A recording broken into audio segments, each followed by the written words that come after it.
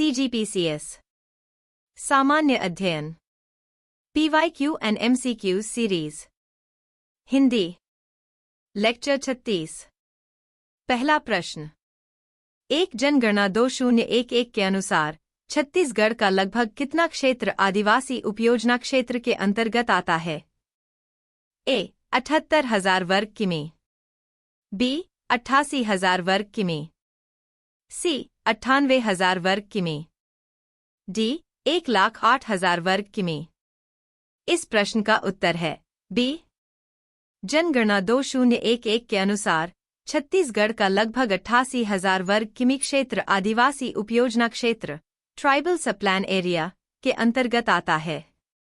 यह क्षेत्र मुख्य रूप से आदिवासी जनसंख्या की अधिकता वाले क्षेत्रों को कवर करता है, जहां विकास कार्यों और योजनाओं का लक्षित उद्देश्य आदिवासी समुदाय के सामाजिक-आर्थिक कल्याण को बढ़ावा देना है। अगला प्रश्न 2 नवनिर्मित मनेन्द्रगढ़ चिरमिरी भरतपुर जिला राज्य के किस दिशा में स्थित है? A दक्षिण पूर्व, B पश्चिम, C उत्तर पश्चिम, D उत्तर। इस प्रश्न का उत्तर है C। नवनिर्मित मनेन्द्रगढ़ चिरमिरी भरतपुर जिला उत्तर पश्चिम दिशा में स्थित है। यह जिला छत्तीसगढ़ राज्य के उत्तर पश्चिमी हिस्से में आता है और इसे 2012 में एक नया जिला के रूप में गठन किया गया था। यह जिला प्राकृतिक संसाधनों और खनिजों के लिए प्रसिद्ध है। जिले का प्रशासनिक केंद्र चिरमिरी है, जो खनिज संपदा के लिए जाना जाता है। अगला प्रश्न 3 मधेश्वर पहाड़ छत्तीसगढ़ के किस जिले में है? A Surajpur, B Jashpur, C Surguja, D Kanker. इस प्रश्न का उत्तर है B। मधेश्वर पहाड़ छत्तीसगढ़ के जशपुर जिले में स्थित है। यह पहाड़ जशपुर जिले के विभिन्न ऐतिहासिक और सांस्कृतिक स्थल से जुड़ा हुआ है। मधेश्वर पहाड़ को स्थानीय लोगों द्वारा धार्मिक और सांस्कृतिक दृष्टिकोण से भी महत्व दिया जाता है। यह स्थल पर्यटकों के लिए आकर्षण का केंद्र बन चुका है, जहां लोग प्रकृति के अद्भुत दृश्य के साथ साथ धार्मिक गतिविधियों का भी अनुभव करते हैं। अगला प्रश्न 4 छत्तीसगढ़ में टिन का सर्वाधिक संचित भंडार क्षेत्र है? A मैनपाट, B मैकल श्रेणी, C Dandakaranya, D Mahanadi basin. इस प्रश्न का उत्तर है C। छत्तीसगढ़ में टिन का सर्वाधिक संचित भंडार क्षेत्र दंडकारण्य है। दंडकारण्य क्षेत्र छत्तीसगढ़ के दक्षिणी हिस्से में स्थित है और यहां टिन की खनिज संपदा प्रचुर मात्रा में पाई जाती है। इस क्षेत्र में टिन खनिज का भंडार वाणिज्यिक दृष्टि से महत्वपूर्ण है। दंडकारण्य क्षेत्र में टिन के अलावा अन्य खनिज जैसे लौह अयस्क, कोयला भी पाया जाता है। अगला प्रश्न 5 छत्तीसगढ़ के निम्नलिखित में से कौन-कौन से अति निम्न सिंचित जिले हैं? A Durg, Balod, बालोदाबाजार, B Surguja, Korba, Sukma, C Bijapur, Mungeli, Mahasamund, D Narayanpur, Bilaspur, Gariaband.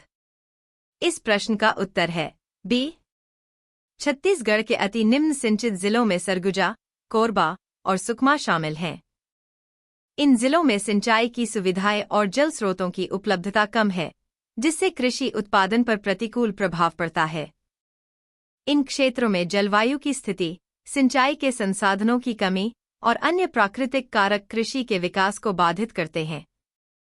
अगला प्रश्न 6 मड़वा ताप विद्युत संयंत्र की स्थापना निम्नलिखित में से किस जिले में की गई?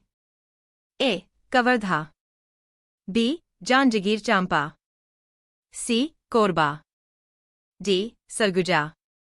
इस प्रश्न का उत्तर है B। मड़वा ताप विद्युत संयंत्र जांजगीर चांपा जिले में स्थित है। यह संयंत्र राज्य की ऊर्जा जरूरतों को पूरा करने के लिए स्थापित किया गया है। जांजगीर चांपा क्षेत्र में ताप विद्युत संयंत्रों की स्थापना से स्थानीय क्षेत्र में रोजगार सृजन और औद्योगिक विकास में भी मदद मिली है। इस संयंत्र का उद्देश्य बिजली उत्पादन को बढ़ावा देना और राज्य की ऊर्जा आपूर्ति को सुदृढ़ करना है, जिससे ग्रामीण और शहरी क्षेत्रों में बिजली की आपूर्ति सुनिश्चित हो सके। अगला प्रश्न 7 सर्वाधिक लिंगानुपात दंडकारण्य के दंतेवाड़ा एवं कोंडागांव में होने के कारण है। 1 पुरुष मृत्यु दर अधिक होना। 2 कन्या भ्रूण हत्या का अभाव। 3 अगम्य क्षेत्र होना। 4 पिछड़ा क्षेत्र होना। ए 1 एवं 3। बी 1 एवं 2। सी 2 एवं 3। डी 2 एवं 4। इस प्रश्न का उत्तर है बी। सर्वाधिक लिंगानुपात दंडकारण्य के दंतेवाड़ा और कोंडागांव में पुरुष मृत्यु दर अधिक और कन्या भ्रूण हत्या का अभाव होने के कारण है। इन क्षेत्रों में पुरुषों की मृत्यु दर सामान्यतः अधिक पाई जाती है, क्योंकि ये आदिवासी क्षेत्रों में संघर्ष, दुर्घटनाएं और स्वास्थ्य समस्याओं के कारण पुरुषों की जीवन प्रत्याशा कम हो सकती है। इसके अलावा कन्या भ्रूण हत्या की समस्या भी इन क्षेत्रों में कम है, जिससे लिंगानुपात में संतुलन बना रहता है। अगला प्रश्न 8 सीता नदी क्षेत्र में किस वृक्ष की बहुलता है? ए बांस। बी सागौन। सी महुआ। डी साले। इस प्रश्न का उत्तर है डी। सीता नदी क्षेत्र में साले वृक्ष की बहुलता पाई जाती है। यह क्षेत्र छत्तीसगढ़ के आदिवासी क्षेत्रों में स्थित है, जहां साले के पेड़ बड़े पैमाने पर उगते हैं। साले वृक्ष की लकड़ी बहुत मजबूत होती है और इसका उपयोग निर्माण कार्यों में किया जाता है। इसके अलावा साले के पेड़ पारंपरिक चिकित्सा में भी उपयोगी माने जाते हैं और स्थानीय आदिवासी समुदायों के जीवन में महत्वपूर्ण स्थान रखते हैं। अगला प्रश्न 9 रतनपुर के कलचरी शासक रत्नदेव के सिक्कों में निम्नलिखित में से कौन सी विशेषता नहीं पाई जाती है? ए गज शार्दूल। बी सिंह। सी गजलक्ष्मी। डी मानवाकृति। इस प्रश्न का उत्तर है सी। रतनपुर के कलचुरी शासक रत्नदेव के सिक्कों में गजलक्ष्मी की विशेषता नहीं पाई जाती। रत्नदेव के सिक्कों में गज शार्दूल, हाथी और शेर का मिलाजुला रूप, सिंह और मानवाकृति की छवियां प्रमुख रूप से देखने को मिलती थीं।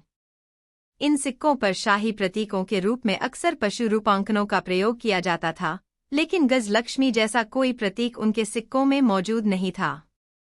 अगला प्रश्न 10 राजनांदगांव रियासत के शासक महंत घासीदास को ब्रिटिश शासन ने शासक होने का सनद कब प्रदान किया था? ए 1861। बी 1865। सी 1869। डी 1872। इस प्रश्न का उत्तर है बी। राजनांदगांव रियासत के शासक महंत घासीदास को ब्रिटिश शासन ने शासक होने का सनद 1865 में प्रदान किया था। महंत घासीदास ने रियासत में प्रशासनिक सुधार किए और उनका शासन क्षेत्र में बहुत प्रभावी था। उन्होंने समाज में सुधार करने और अपनी रियासत के विकास में महत्वपूर्ण योगदान दिया। 1865 में सनद मिलने के बाद वह राजनांदगांव रियासत के एक आधिकारिक शासक के रूप में मान्यता प्राप्त हुए। अगला प्रश्न 11 भक्ति आंदोलन के प्रसिद्ध संत वल्लभाचार्य का जन्म छत्तीसगढ़ के किस स्थान पर हुआ था? ए चंपारण्य। बी गिरौदपुरी। सी रतनपुर। डी सिरपुर। इस प्रश्न का उत्तर है ए। भक्ति आंदोलन के प्रसिद्ध संत वल्लभाचार्य का जन्म छत्तीसगढ़ के चंपारण्य स्थान पर हुआ था। वल्लभाचार्य ने भगवान श्री कृष्ण के प्रति भक्ति की विशेषता को बढ़ावा दिया और उन्होंने पुष्टिमार्ग की स्थापना की, जो एक महत्वपूर्ण भक्ति पंथ था। उनका योगदान भारतीय भक्ति परंपरा में अत्यंत महत्वपूर्ण माना जाता है। चंपारण्य, जो वर्तमान में छत्तीसगढ़ के बिलासपुर जिले के पास स्थित है, वल्लभाचार्य के जन्मस्थान के रूप में प्रसिद्ध है। अगला प्रश्न 12 वायु पुराण में महानदी का पौराणिक नाम क्या है? ए चित्रोत्पला। बी नीलोत्पला। सी कनक नंदिनी। डी महानंदा। इस प्रश्न का उत्तर है बी। वायु पुराण में महानदी का पौराणिक नाम नीलोत्पला है। इसे एक पवित्र और महत्वपूर्ण नदी के रूप में वर्णित किया गया है। नीलोत्पला नाम का अर्थ है नील रंग की उत्पत्ति और इसे पवित्रता और समृद्धि की प्रतीक माना जाता है। महानदी, जो छत्तीसगढ़ और ओडिशा में बहती है, को भारतीय संस्कृति और धार्मिक दृष्टि से अत्यधिक महत्व दिया गया है। वायु पुराण में इस नदी का उल्लेख इसकी ऐतिहासिक और सांस्कृतिक महत्ता को दर्शाता है। अगला प्रश्न 13 बस्तर की कांगेर घाटी में निम्न में से कौन सा जलप्रपात स्थित नहीं है? ए. कुडंग खोदरा, बी. झूलन दरहा, सी. खुरसेल, डी. शिवगंगा। इस प्रश्न का उत्तर है सी. खुरसेल जलप्रपात बस्तर की कांगेर घाटी में स्थित नहीं है। कांगेर घाटी में कुछ प्रसिद्ध जलप्रपातों में कुडंग खोदरा, झूलन दरहा और शिवगंगा शामिल हैं। ये जलप्रपात कांगेर घाटी के घने जंगलों और पहाड़ी क्षेत्रों में स्थित हैं, जो बस्तर क्षेत्र के प्राकृतिक सौंदर्य को बढ़ाते हैं। जबकि खुरसेल जलप्रपात बस्तर क्षेत्र से बाहर स्थित है और यह कांगेर घाटी का हिस्सा नहीं है। अगला प्रश्न 14 3 माह तक चलने वाला त्योहार बाली बरब किस जनजाति में मनाया जाता है? ए. भतरा, बी. परजा, ई. गदबा, डी. हलबा। इस प्रश्न का उत्तर है ए. बाली बरब त्योहार भतरा जनजाति द्वारा मनाया जाता है। यह त्योहार 3 माह तक चलता है और इसमें विभिन्न धार्मिक और सांस्कृतिक गतिविधियां होती हैं। भतरा जनजाति मुख्यतः छत्तीसगढ़, ओडिशा और मध्य प्रदेश के कुछ हिस्सों में बसी हुई है। इस त्योहार में कृषि, विशेषकर धान की फसल से जुड़ी पूजा और उत्सव होते हैं, जो उनकी धार्मिक मान्यताओं और सामाजिक कृत्यों का प्रतीक होते हैं। यह त्योहार समुदाय की एकता और समृद्धि की कामना करता है। अगला प्रश्न 15 पंडवानी लोकगीत में प्रयुक्त होने वाला प्रमुख वाद्ययंत्र निम्न में से कौन सा है? ए. अलगोजा, सी. मांदर, बी. खरताल, डी. मोहरी। इस प्रश्न का उत्तर है बी. पंडवानी लोकगीत में प्रमुख वाद्ययंत्र खरताल होता है। यह एक पारंपरिक वाद्ययंत्र है जो विशेष रूप से छत्तीसगढ़ी लोक संगीत में प्रयोग किया जाता है। खरताल एक प्रकार का ताल वाद्य है जिसमें लकड़ी की छड़ी को एक साथ रगड़कर आवाज उत्पन्न की जाती है। पंडवानी गायन के दौरान यह वाद्ययंत्र मुख्य रूप से संगीत के ताल को बनाए रखने के लिए और गायन के साथ तालमेल बनाने के लिए उपयोग किया जाता है। अगला प्रश्न 16 छत्तीसगढ़ी शब्द फुसर फुसर का क्या अर्थ है? ए. करारा जवाब देना, बी. कानाफूसी करना, सी. हवाई बात करना, डी. दिखावा करना। इस प्रश्न का उत्तर है बी. छत्तीसगढ़ी शब्द फुसर फुसर का अर्थ होता है कानाफूसी करना। जब लोग किसी के कान में धीरे धीरे और चुपके से बातें करते हैं तो उसे फुसर फुसर कहा जाता है। यह शब्द आमतौर पर गुपचुप बात करने या छुपकर कुछ कहना दर्शाने के लिए उपयोग किया जाता है।